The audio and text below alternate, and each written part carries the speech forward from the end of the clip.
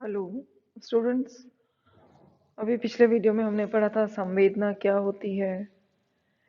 आज हम पढ़ेंगे प्रत्यक्षीकरण।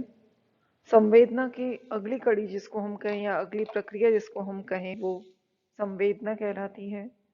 हमारा जो भी व्यवहार होता है वो संवेदना के बाद जो प्रत्यक्षीकरण हम करते हैं उसी के ऊपर निर्भर करता है।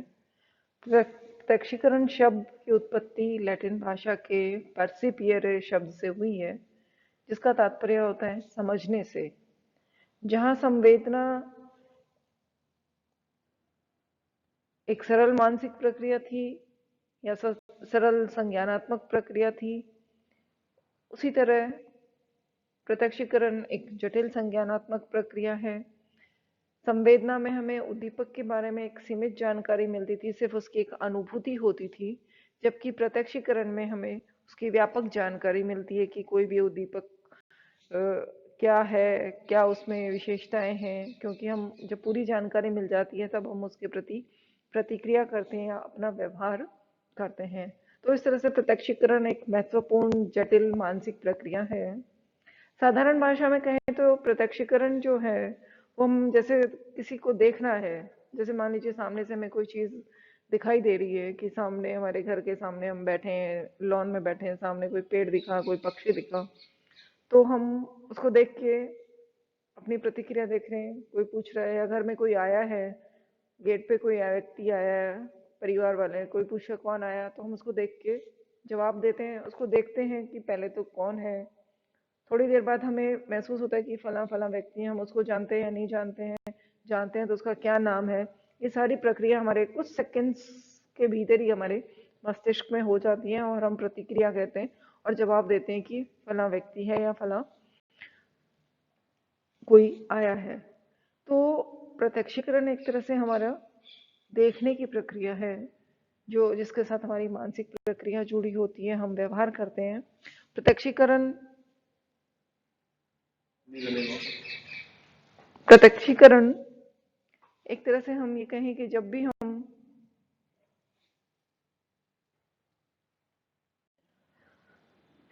हम वातावरण में, हमारे चारों तरफ एक वातावरण रहता है, हम उस वातावरण के प्रति अपनी प्रतिक्रिया करते हैं।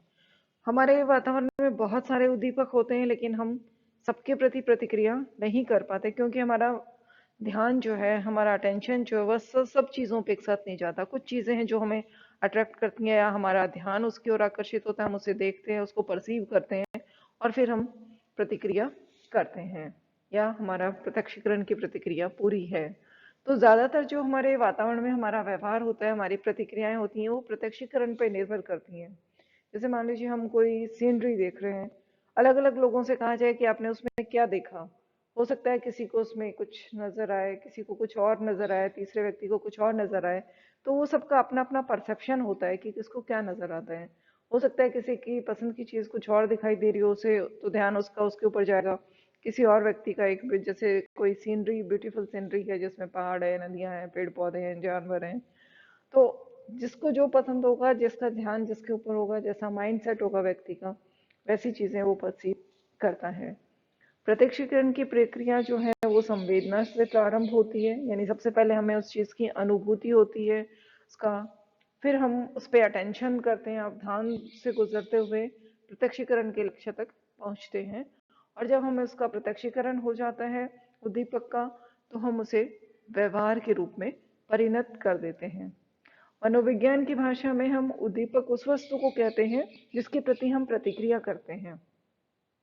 आप आगे आगे जैसे जैसे चैप्टर पढ़ते जाएंगे, हम हर जगह उद्दीपक शब्द का इस्तेमाल करेंगे। तो उद्दीपक शब्द हमारा जो है वो किसी भी व्यक्ति, वस्तु, जीव, प्राणी, किसी से भी संबंधित हो सकता है, जिसके बारे में हम उसको देख करके, परसीव करके हम प्रतिक्रिया करते हैं, वो उद्दीपक कहलाता है। अब उसके बाद में बहुत सारी परिभाषाएं दी गई प्रत्यक्षीकरण के लिए। अलग अलग लोगों ने अलग अलग परिभाषाएं दी। जैसे किंग एंड रॉबिन्सन ने कहा कि व्यक्तियों द्वारा तात्कालिक किया गया अनुभव ही प्रत्यक्षीकरण है। यानी जो हमने अभी अनुभव किया, तुरंत जो है तात्कालिक अनुभव, यानी कि जो भी हमारे सामने दिखाई दिया उसको हमने देखा, परसीव किया, अनुभव किया, वो प्रत्यक्षीकरण है। इसी तरह बोरिंग ने कहा कि संवेदना को अर्थ प्रदान करना, यानी जो हमें संवेदना की अनुभूति हो रही है उसको, मान लीजिए हमें सामने से कोई चीज आती हुई दिख रही है, हमने उसको देख लिया और अपने मन में ही रखा, वो प्रत्यक्षीकरण ने उसको सिर्फ फील कर लिया, ठीक है। कोई हमारे बगल से निकल गया, हमें लगा कोई आया है, बस इतना बात खत्म होगी, तो वो एक संवेदना की अनुभूति हुई। लेकिन उसको अर्थ प्रदान करना कि हमारे बगल से कौन निकला, कौन था, मैं जानता हूँ उसको या नहीं जानता हूँ, ये सारी प्रक्रिया जो है वो प्रत्यक्षीकरण कहलाती है। प्रत्यक्षीकरण एक सक्रिय चयनात्मक मानसिक प्रक्रिया है। क्योंकि सक्रिय इसलिए क्योंकि हमारा मस्तिष्क उस दौरान सक्रिय रहता है। चयनात्मक इसलिए है क्योंकि वातावरण में हमारे बहुत सारे उद्दीपक होते हैं, तो वो बहुत सारे उद्दीपक में से हम सबको नहीं देखते, सबको परसीव नहीं करते, कुछ चुने हुए उद्दीपक को हम परसीव करते हैं, तो इसलिए वो चयनात्मक हो गई। मानसिक प्रक्रिया इसलिए हुई क्योंकि उसमें हमारा मस्तिष्क सम्मिलित होता है। इसलिए प्रत्यक्षीकरण एक सक्रिय चयनात्मक मानसिक प्रक्रिया है जिसके द्वारा व्यक्ति अपनी संवेदनाओं में पूर्व अनुभव के आधार पर अर्थ जोड़ते हैं। यहाँ पे हम पूर्व अनुभव के आधार पर अर्थ जोड़ने का तात्पर्य है कि मान लीजिए कोई चीज है, कोई भी उद्दीपक है जिसको हमने पहले कभी देखा है, तो हम उसके साथ या उससे जुड़ी हुई वस्तु को ही हमने पहले देखी है। कई बार हमने एकदम से पहली बार किसी चीज का हम अनुभव करते हैं, तो हम ये अनुभव के आधार पर उसको पुराने जो है उनके आधार पर हम सोचते हैं कि ये क्या चीज हो सकती है, इसको हमने कहीं देखा है, नहीं देखा है, कौन है। तो अगर हमने देखा है तो ये कौन है।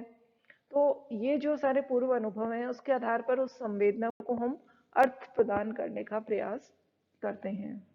इसी तरह मार्क्स ने कहा कि संवेदी संकेतों की सक्रिय व्याख्या के आधार पर परिवेश के बारे में सार्थक जानकारी प्राप्त करना ही प्रत्यक्षीकरण है। यानी कि जो हमें संवेदनाओं के माध्यम से जो जो संकेत प्राप्त हुए हैं उनकी सक्रिय व्याख्या करना, और उसके आधार पर हमारा जो वातावरण है, जो परिवेश है, उसके बारे में सार्थक जानकारी प्राप्त करना प्रत्यक्षीकरण कहलाता है।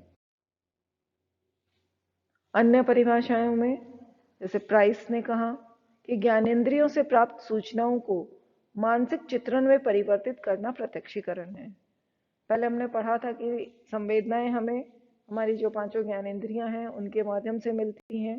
तो ज्ञानेंद्रियों से जब हमें सूचनाएं मिलेंगी और वो हमारे मस्तिष्क में जब जाती हैं, उनका पूरा एनालिसिस होता है कि क्या सूचना है, किस तरह की सूचना है जो हमने ग्रहण की है, उद्दीपक क्या है, किस तरह का है, कौन कौन से उसमें गुण है, तो पूरा उसकी एक मेंटल इमेज जो हमारे मस्तिष्क में बन जाती है। तो जो संवेदनाएं हैं उनको मानसिक रूप से या मानसिक चित्र के रूप में जब हम परिवर्तित करते हैं तो वो प्रत्यक्षीकरण कहलाता है। इसी प्रकार ब्रूनो ने कहा कि संवेदनाओं को सार्थक समग्रों में संगठित करना प्रत्यक्षीकरण है।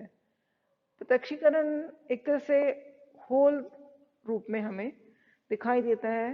परसेप्शन यानी कि हम कोई भी चीज है उसको छोटे छोटे टुकड़ों में नहीं देखते, जो हमारे उसको हम एक संगठित करके देखते हैं। कोई भी वस्तु हमें दिखाई देती है, कोई उद्दीपक दिखाई देता है, जैसे पेड़ है तो हम उसको अनुभूति ऐसे नहीं करेंगे भाई ये जड़ इसके अलग है, तना अलग है, पत्तियां अलग है। हम ये कहेंगे ये पेड़ है।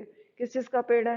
हम आम का पेड़ है, अमरूद का पेड़ है, नींबू का पेड़ है, किस चीज का पेड़ है। तो हम सार्थक समग्रों में उनको एक अलग अलग ग्रुप्स जो है उनको हम संगठित करके रखते हैं, उन संवेदनाओं को संगठित करके रखते हैं। संगठित करना ही प्रत्यक्षीकरण कहलाता है। इसी प्रकार हिलगार्ड ने भी परिभाषा दी कि ज्ञानेंद्रियों के माध्यम से वस्तुओं, गुणों या संबंधों के बारे में ज्ञान प्राप्त करने की प्रक्रिया ही प्रत्यक्षीकरण है। रुच ने परिभाषा दी कि प्रत्यक्षीकरण एक सक्रिय प्रक्रिया है। वो हम पहले भी डिस्कस कर चुके हैं कि क्योंकि मस्तिष्क इसमें सक्रिय होता है, संवेदनाएं सक्रिय होती हैं। अब आता है कि प्रत्यक्षीकरण की प्रक्रिया क्या होती है, कौन कौन सी प्रक्रियाएं उसमें निहित होती हैं जिनके द्वारा प्रत्यक्षीकरण पूरा हो पाता है। तो सबसे पहले हमारे पास, जैसा अभी पहले भी हमने पढ़ा कि आवेगों से जो उद्दीपन हम संवेदनाएं प्राप्त कर रहे हैं, तो सबसे पहली प्रक्रिया होती है सांवेदिक उद्दीपन। प्रत्यक्षीकरण होने के लिए जरूरी है कि हम पर्यावरण से उद्दीपकों द्वारा जो है हमारी ज्ञानेंद्रियां उद्दीप्त हों। अगर वो नहीं होंगी तो प्रत्यक्षीकरण की प्रक्रिया प्रारंभ नहीं होगी। उद्दीपन द्वारा प्रभावित होने से जो हमारे संग्राहक हैं, रिसेप्टर्स हैं, जो संवेदी जो हैं, उनमें विशेष प्रकार के एक विद्युत रासायनिक परिवर्तन होता है, जिसको कि हम स्नायु आवेग कहते हैं, नर्व इम्पल्स कहते हैं, तंत्रिका आवेग जिसको हम कहते हैं। दूसरा, उसके बाद आता है आवेग, तंत्रिका आवेग। दूसरी प्रक्रिया होती है जब जो रिसेप्टर्स हैं, जो हमारे संवेदी अंग हैं, ज्ञानेंद्रिय हैं, उनसे जब सूचनाएं हम ग्रहण करते हैं तो उस उद्दीपन के कारण जो है हमारी जो तंत्रिकाओं में विद्युत रसायन उत्पन्न होता है या जो आवेग उत्पन्न हो जाता है, वो उसका संचार होता है और वो संचार तंत्रिकाओं के द्वारा मस्तिष्क तथा मेरुरज्जु को पहुंचाया जाता है। स्नायु आवेग जो है उसको हम मस्तिष्क तक पहुंचा देते हैं। जब वो मस्तिष्क तक पहुंच जाता है तो उसके बाद मस्तिष्क द्वारा उसकी व्याख्या की जाती है, उसका अर्थ निकाला जाता है और आवश्यकता पड़ने पर उसको पुनर्संगठित भी किया जाता है। कि कई बार हमें समझ नहीं आता, दोबारा से हम सोचें कि अच्छा क्या दिखा हमने, कैसे दिखा, एक हम सीक्वेंस में हम उसको बार बार रीऑर्गेनाइज, अगर हमें नहीं समझ आता तो हम उसको रीऑर्गेनाइज करते हैं और फिर उसके प्रति हम प्रतिक्रिया करते हैं। इस आधार पर हमने कुछ निष्कर्ष निकाला कि प्रत्यक्षीकरण क्या है, कि संवेदनाओं को अर्थ प्रदान करना ही प्रत्यक्षीकरण है, जो कि एक जटिल संज्ञानात्मक प्रक्रिया है। इसके द्वारा हमें परिवेश या हमारे वातावरण की व्याख्या करने में सहायता मिलती है। ज्ञानेंद्रियों के उद्दीप्त होने व प्रत्यक्षीकरण के होने के बीच की क्रियाएं जो हैं, कुछ मध्यवर्ती जो घटनाएं घटित होती रहती हैं। प्रत्यक्षीकरण केवल वर्तमान वस्तुओं का होता है, भविष्य या भूतकालीन वस्तुओं का नहीं होता। इसीलिए पुरानी परिभाषाओं में अभी हमने देखा कि प्रत्यक्षीकरण तात्कालिक अनुभव है, यानी कि जो हमें अभी दिखाई दे रहा है, क्योंकि जो हम ज्ञानेंद्रियां जो हैं वो तुरंत ही जो हमारे सामने तात्कालिक रूप से जो उपस्थित हो रही हैं वस्तुएं या उद्दीपक, उन्हीं को ग्रहण करता है। पहले क्या होगी वो पास्ट में चली गई, आगे क्या होगी वो ग्रहण नहीं कर पाती हैं। तो इसलिए प्रत्यक्षीकरण में हमें तात्कालिक या वर्तमान उद्दीपकों का ही ज्ञान होता है। अगले वीडियो में हम पढ़ेंगे प्रत्यक्षीकरण की क्या विशेषताएं होती हैं, प्रत्यक्षीकरण के कौन कौन से सिद्धांत हैं, प्रत्यक्षीकरण के लिए कौन कौन से नियम बनाए गए हैं, इसके बारे में हम पढ़ेंगे।